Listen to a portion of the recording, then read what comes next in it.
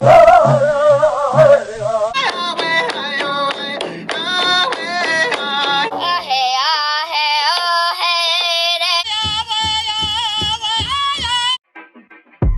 native, never been a fake.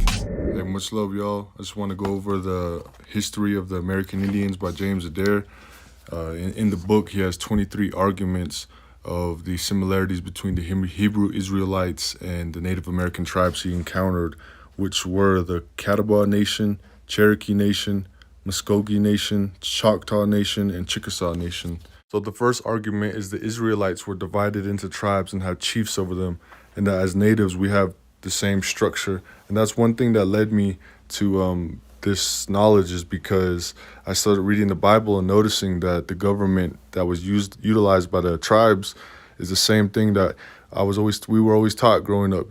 We had chiefs appointed to be in service of the people. Second argument is that these tribes, he noticed, were using Yahuwah, and even if you look towards the bottom, there's a word for father, and it's Ishtohola Abba.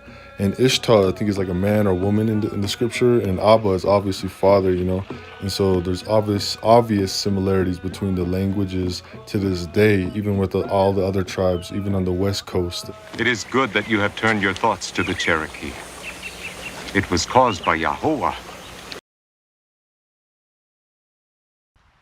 And what I learned from these men is that they would talk about the crucifixion of Jesus Christ.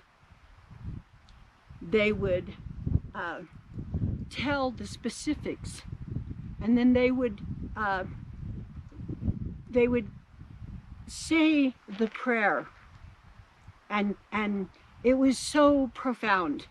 And I would end up crying because it was absolutely beautiful to listen to the crucifixion and the song and the prayer. Then, added to that, they would talk about how our people came here. And some of the things that I wrote down was that my grandfather said we came from the east, and that eventually that Christ, after he was crucified, that he walked among the people.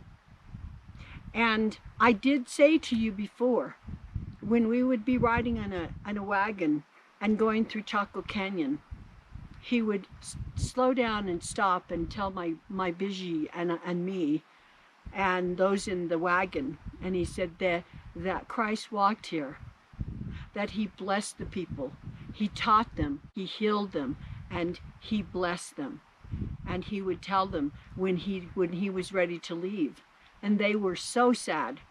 And he taught them the herbs, how to heal and heal themselves, and to bless one another. And he left with them all of the things that he did for them so that they could do for themselves. And anyways, and then you would carry on, and he would just continue to expound upon that. And I didn't really understand, but I came to know how true that was. When Christ would leave, and he appeared to other tribes, and then he would come again, and he would bless them again. And so it was an incredible experience, that as I was at the feet of my grandfather and these 12 men, how they expounded upon the oral histories that they knew, that I knew, that meant everything to them. And it was their foundation, and they wanted to be sure to carry it on. And few Dene people know these things. And the argument is always, well, the white people brought us Christianity. It is not, well, they brought it later, but we as Native Americans and my people as the Dene people, they walked and talked with Christ long before the pilgrims came.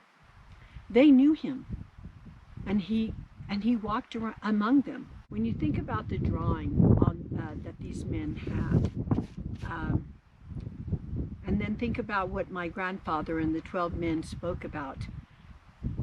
And they, you know, my grandfather said that they built a ship and they came across the great waters, and it was tumultuous. And they came here to this land. They were in the east, and there was millions, eventually, of millions and millions of Native Americans that were, you know, that were just covered this land. And when they would fight, they'd have heaps of dead people. I mean, there could be 50,000, 60,000 of them killing each other. But as the fighting continued and it became really bad, the people broke into tribes, and they went in many different directions. They went south. Grandpa says we came, our oral history is that we came south along probably kind of like Tennessee, or could be, I don't know, that just in my mind I'm thinking. And they came, could have been through Georgia or by Florida, and then came because they said it was warm, and then they came and across and ended up in the Southwest, and they longed for home across the big waters. They longed for that home. And sometimes I would see these men weep because they said that's where we, you know, our umbilical cords were buried there. Our ancestors' umbilical cords were buried there. But then again, they say, we came to this place where the 4 sacred mountains are. Now our children, our posterity's umbilical cords are buried here. And this is always going to be a place that our hearts yearn for. And this is a sacred place for us. So that was kind of, that was the teachings that I received. Now, Grandpa and I have, we've done genealogy research and visited the Micmac tribe in Maine.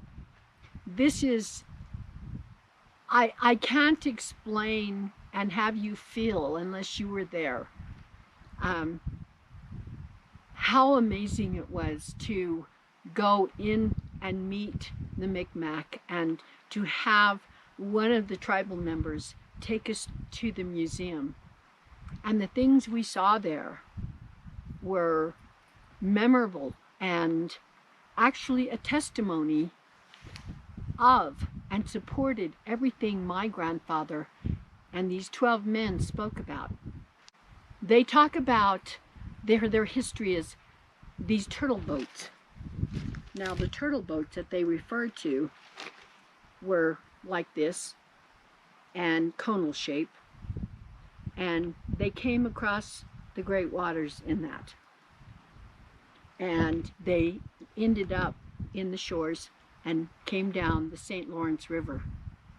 And they tell you this, and then they get to the St. Lawrence River and they dispersed from there, and these people moved. They went up and they moved north. Now, as you know, the Micmacs went north, and they cover all of the different islands north, Nova Scotia, etc. They talked about, and these were, they call them turtle boats. I told you, the little turtle boats. And there was an incredible amount in what we know and understand that that came. So once they made their home in Maine, you look at their, let's go with their language. Now, I don't know if you know what Reformed Egyptian is, but I will call it Reformed Egyptian. Some people laugh at that, but it is. And it was their written language that they brought with them, and they were still, to this day, they use it. The hieroglyphics that they use, the writings, the words they use. And they call this sometimes the Adamic language. And it's incredible to hear. The people, their dress, in their clothing, they have like a vest, but they have their prayer cloth underneath with the tassels. They wear that always. And then you see them when they go to the door. There's holes in the doors, and that's where they have their. He says they use papyrus. They fashion the bark, and they have their prayers, their sacred prayers, and they're on both sides of the doors. And when they go there, they repeat it, and they live by that. I mean, it was like almost. I thought, gee whiz, I didn't know the Jewish culture. And of course, we started with Fiddler on the Roof, and you know what they were like, their prayers and the way they were, and it's so amazing because the Micmacs are similar in that, and they were very, very prayerful. I love these people, and so with that said, I mean, they continued. The whole museum was just mind-boggling, and how they came across, and the stories, they so related to what my grandfather had spoken. They talk about the wars and the things that happen, and who they look forward to seeing again. It's incredible. So when you put all this together, you realize that, see, here's the traditional, and here is what my oral history is. This is the teachings of my grandfather and these 12 men. And then we have the modern Dene people who haven't even asked. Most of them probably haven't even asked their grandparents, what is our tradition? Where did we come from? The only thing they will tell you is we came from Dok Oslid up there in Flagstaff, somewhere there. Then all of a sudden we're in Colorado. We came out of a hole there and it's sacred. See, my grandfather, that's why he never taught me the traditions. He said man can change traditions, but that's not the solid teachings that we know. And this oral history is solid. Our grandparents taught us generation to generation to generation. So many aspects of life that the history books can't tell that. But when you sit down and talk with a Native American, and you talk with the elderly, you discover how critical and how amazing their story is. That it's not spewed all over. It's not taken for granted, but it's in here. And it's the whole spirit of this incredible oral history. And this is what I'm sharing with you. And again, these are the things that my grandfather taught me. I'm lightly telling you this, and I pray that you will respect this. We all have a story. We all have our oral history. Mine is the answers of where I came. And that is where I'm going to leave it. And again, I could go in depth, but I'm not. It's reverent to me. I can only do this in reverence.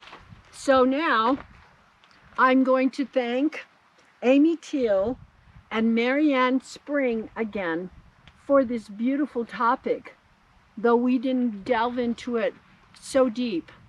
But what Grandma has expressed to you, you're not going to hear this anywhere else. And these are the things that my grandfather handed down to me. And I always ask, if you're Dene, whoever you are, ask your ancestors, ask your grandparents, and find out where you came from. The truth. Not what the books tell you. Don't read the history books, but find out for sure. Pray about it. Don't take it for granted. It will always lead you back to your Creator. Always.